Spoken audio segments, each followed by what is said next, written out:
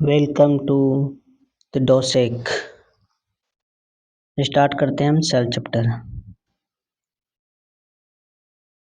Cell मतलब कोशिका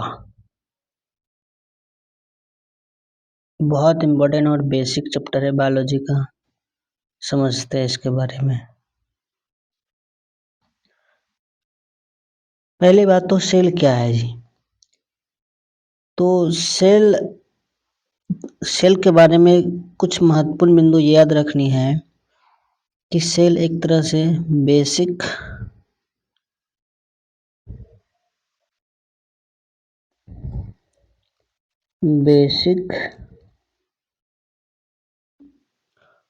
structural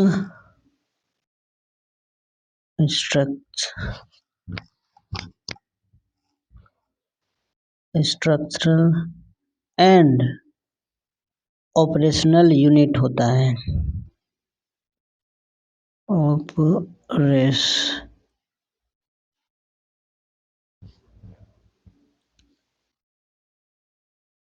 operational 1 second.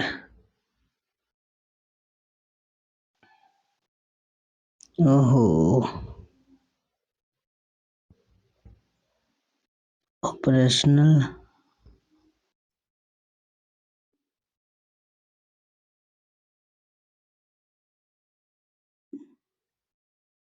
Unit.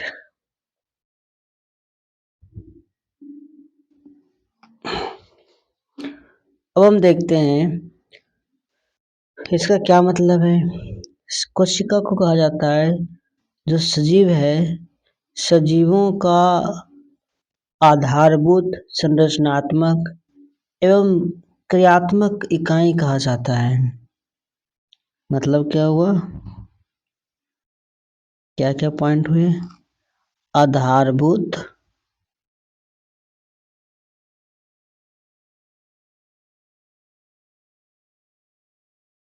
संरचनात्मक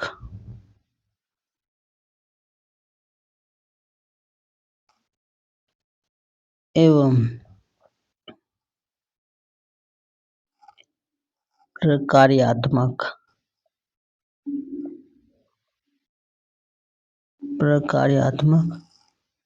इकाई।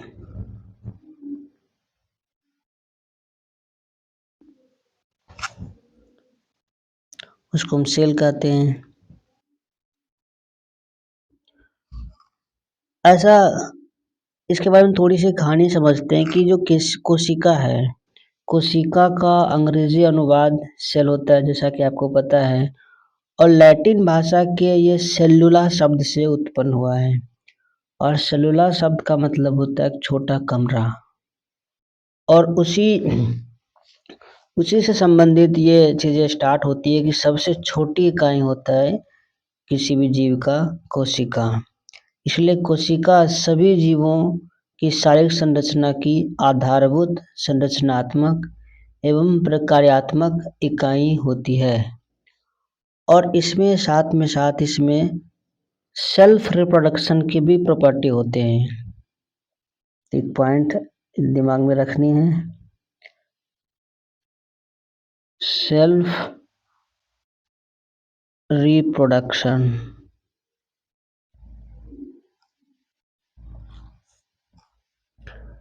कैपेसिटी। सेल की एक खास बात है, स्वतः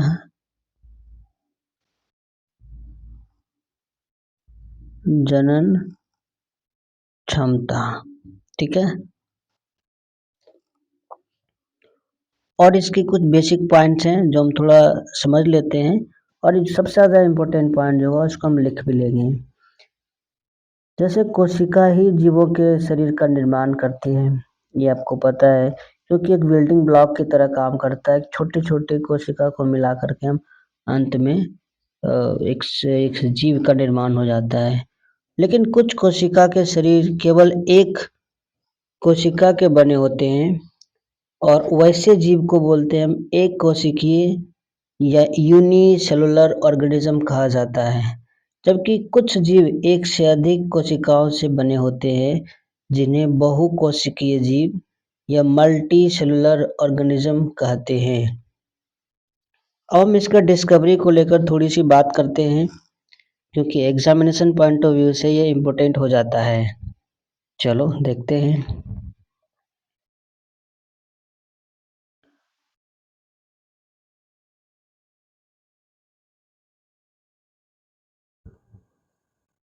डिस्कवरी ऑफ सेल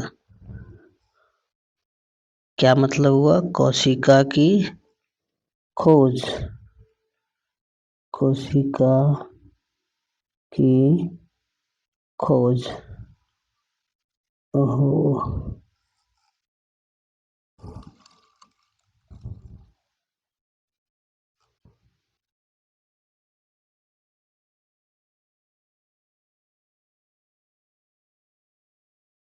कोशिका के बारे में ऐसी बातें हैं कि सबसे पहले ऐसा कहा था कि कोशिका जो शब्द है, सबसे पहले रॉबर्ट हुक ने दिया था।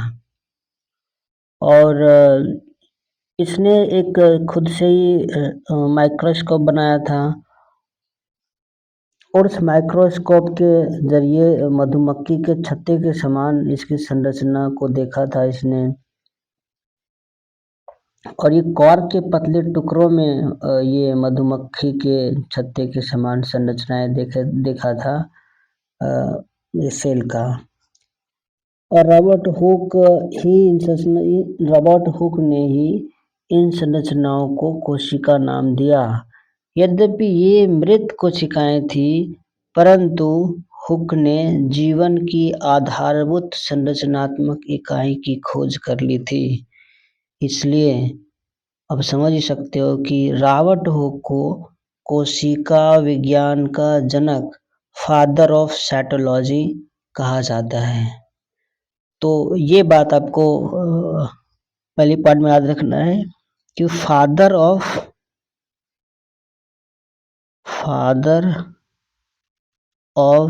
साइटोलॉजी।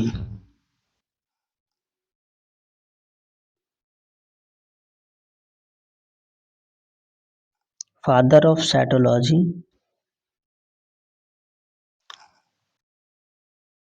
कोशिका विज्ञान कोशिका विज्ञान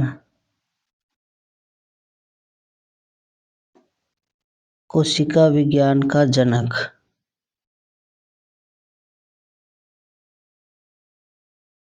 किसे कहते हैं?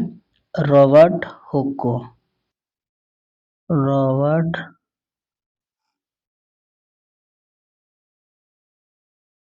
हुक।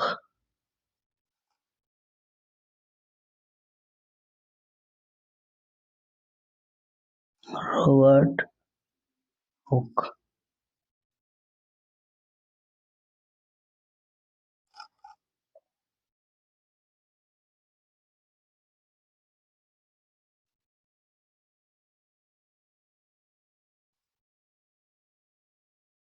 ओके, आगे देखते हैं।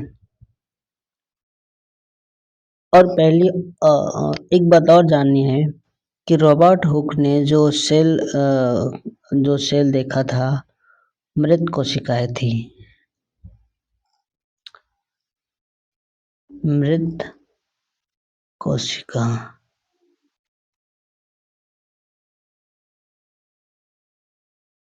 फिर दूसरे व्यक्ति आते हैं, लिवेनहॉक। वो डच वैज्ञानिक होते हैं, एंटोनियो वॉन लिवेनहॉक। और ये एक उन्नत किस्म के सूक्ष्मदर्शी की सहायता से एक तालाब के जल में जीवित कोशिकाओं की खोज की। तो जीवित कोशिकाओं को खोजने का श्रेय लिवेनहॉक को जाता है, जबकि मृत कोशिकाओं के खोजने का श्रेय रॉबर्ट हुक को जाता है।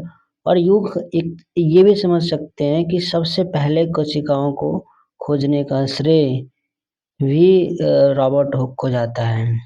तो दूसरा पॉइंट हम यहाँ लिखेंगे,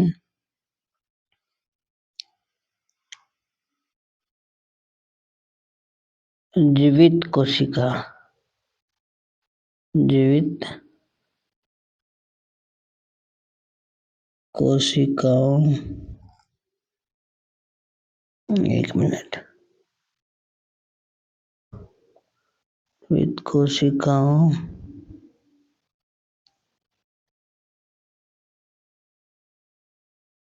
ओहो, एक सेकेंड,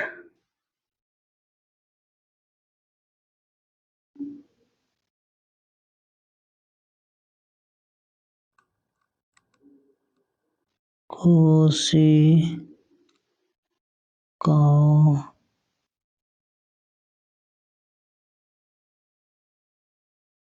की खोज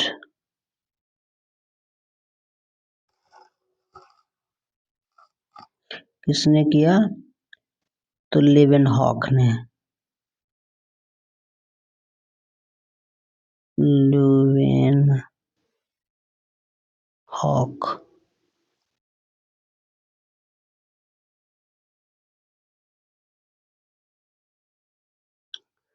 तो पॉइंट हमें समझ आ गया और याद हो गया कि पहली बार कोशिका की खोज और ये शब्द जो दिया था उसने रॉबर्ट हुक ने दिया था, लेकिन मृत कोशिका थी। जीवित कोशिका को पहली बार देने का श्रेय लेवेनहॉक को जाता है। नेक्स्ट देखते हैं हम आगे। अब आते हैं सेल थ्योरी पर।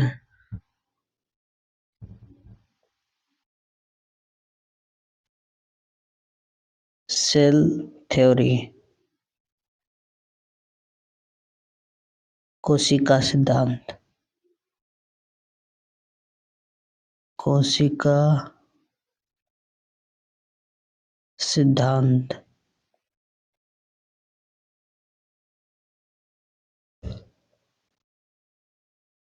देखते हैं। देखिए, कोशिका सिद्धांत को देने का श्रेय दो साइंटिस्ट को जाता है, एक है स्लाइडेन और दूसरा है स्वान।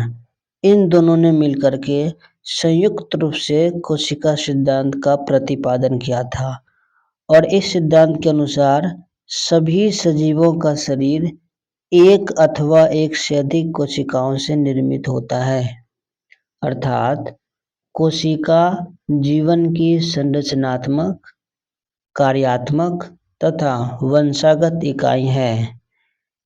मतलब सेल के बारे में कहा गया कि सेल ही वो है जो structural, operational and hereditary units है लाइफ का। और ये बातें स्लाइडेन और शॉन ने कहा था। अतः सेल थ्योरी देने का श्रेय स्लाइडेन और शॉन को जाता है। तो साइंटिस्ट के नाम याद रखना यहाँ पर है। एक व्यक्ति का नाम है स्लाइडेन, पूरा नाम इसका एमजे स्लाइडेन कहा जाता है इसको। तुम लिखते हैं एम जे स्लाइडेन।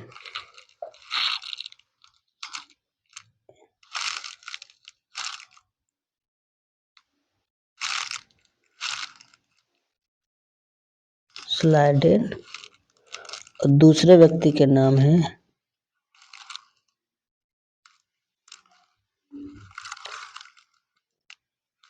T Shawn.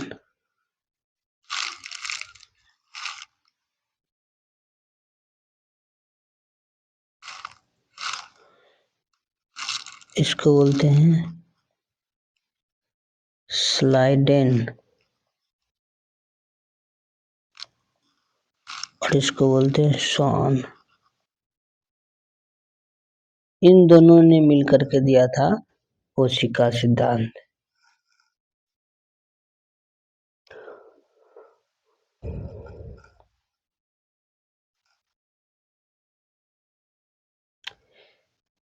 आगे देखते हैं। इन्हीं दोनों को कहते हैं,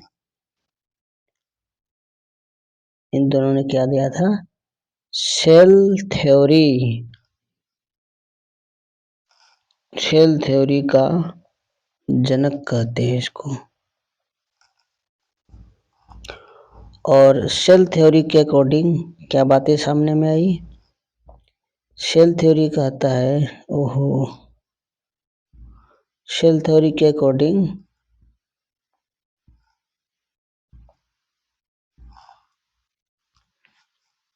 कि जो सेल है, सेल का मतलब है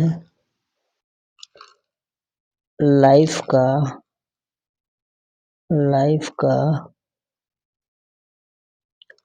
स्ट्रक्चरल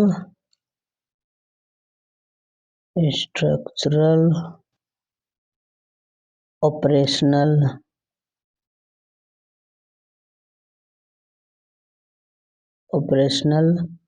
एंड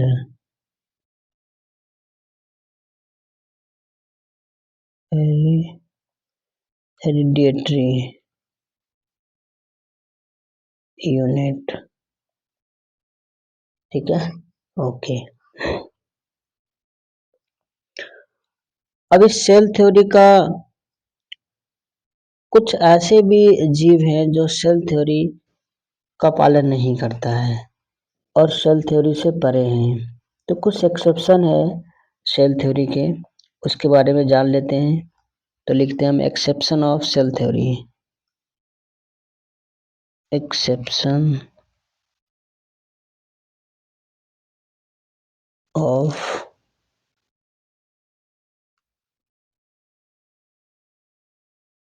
सेल थ्योरी, कोशिका सिद्धांत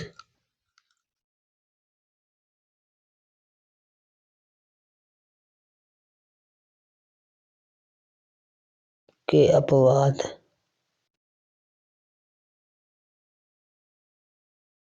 कुछ ऐसे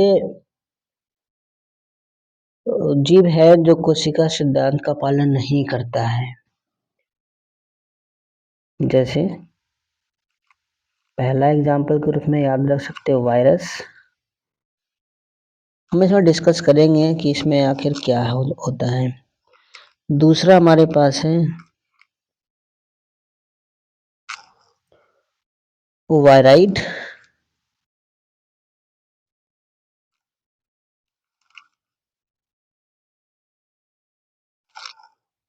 तीसरा हमारे पास है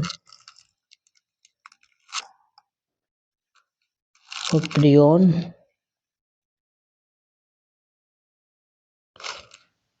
और फोर्थ को आप आरबीसी को भी आप इसमें रख सकते हो, आरबीसी। इनमें क्या क्या बातें हैं उसके बारे में हम जान लेते हैं। वायरस क्यों सेल थ्योरी का पालन नहीं करता है? क्योंकि वायरस के बारे में आप ये कह सकते हो कि वायरस सजीव और निर्जीव के मध्य की कड़ी माने जाते हैं। और वायरस जो है वायरस जो है, जो इसे विषाणु कहते हैं हिंदी में, संक्रामक परजीवी हैं जो स्वतंत्र अवस्था में निष्क्रिय होते हैं और निर्जीव के समान व्यवहार करते हैं, परंतु अनुकूल वातावरण प्राप्त होने पर सक्रिय हो जाते हैं और सजीवों के समान व्यवहार करते हैं। और विषाणु जैसे वायरस में केवल डीएनए और आरएनए होते हैं। डीएनए और आरएनए से ही निर्मित होते हैं और इनके जिसके चारों ओर प्रोटीन का आवरण होता है। ये जीव अपने विकास के क्रम में कोशिका की अवस्था तक नहीं पहुंच पाए, इसलिए इन पर कोशिका सिद्धांत के तथ्य लागू नहीं होते हैं। तो 2 पॉइंट हमें यहाँ पर दिमाग में याद रखने हैं वायरस के बारे में। क्या वायरस के बारे में याद रखना है कि इसके अंदर डीएनए, न्यूक्लिक एसिड में क्या आता है? डीएनए और आरएनए से निर्मित होते हैं और इसके चारों ओर प्रोटीन का कवर होता है। और बेचारे में कुछ नहीं होते। बेचारे क्या, बहुत ज्यादा ये परेशान करने वाला होता है। ओके, नेक्स्ट देखते हैं हम कि वायराइड किस तरह से वो एक्सेप्शन है। तो जो वायराइड है, दूसरा हमारा है वायराइड, VIROID, वायराइड। वायराइड विषाणु के समान ही होते हैं, परंतु आकार में अपेक्षाकृत छोटे पादप रोगकारी जीव है। विषाणुओं के विपरीत इनमें प्रोटीन अनुपस्थित होता है। ये जीव भी कोशिका सिद्धांत के तथ्यों के अपवाद है। और एक पॉइंट बस याद रखना है कि इसमें प्रोटीन नहीं होते हैं, प्रोटीन इसमें अब्सेंट होते हैं। तो देखते हैं तीसरा, प्रियोन।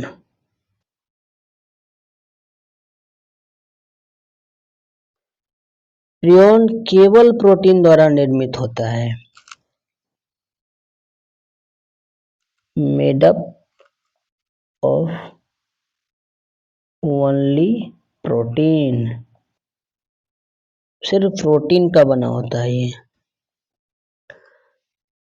तथा इनमें न्यूक्लिक अम्ल अनुपस्थित होते हैं, याद रखना है, नो न्यूक्लिक एसिड।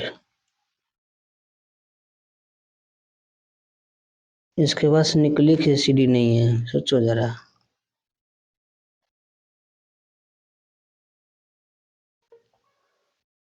इसमें न्यूक्लिक एसिड अनुपस्थित होता है। ये जीव मानवों एवं पादपों में तंत्रिका संबंधी रोग उत्पन्न करते हैं। कोशिका के स्तर से अत्यधिक छोटी संरचना होने के कारण ये कोशिका सिद्धांत का अनुपालन नहीं करते हैं। और एक छोटा सा हमारा आरबीसी आता है, जिसे बोलते हैं रेड ब्लड कार्पल्स, लाल रुधिर कणिकाएं, आरबीसी। चूंकि आरबीसी क्यों नहीं पालन करता है, क्योंकि आरबीसी एक ऐसे सेल है जिसके पास न्यूक्लियस नहीं होता है, नो न्यूक्लियस, बिना न्यूक्लियस का होता है ये।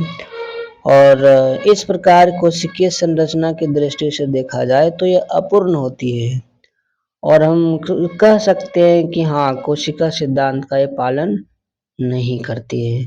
तो इस तरह से हमने देखा कि सेल थ्योरी का पालन ये चार तरह के जीव ये सेल नहीं करते हैं, जैसे वायरस, वायराइड, प्रियोन और आरबीसी। ओके ओके, तो आगे हम इसके बारे में और आगे देखेंगे नेक्स्ट क्लास में। आज इसका छोटा सा इंट्रोडक्शन क्लास है, तो ठीक है, मिलते हैं नेक्स्ट क्लास में। Thank you so much for watching.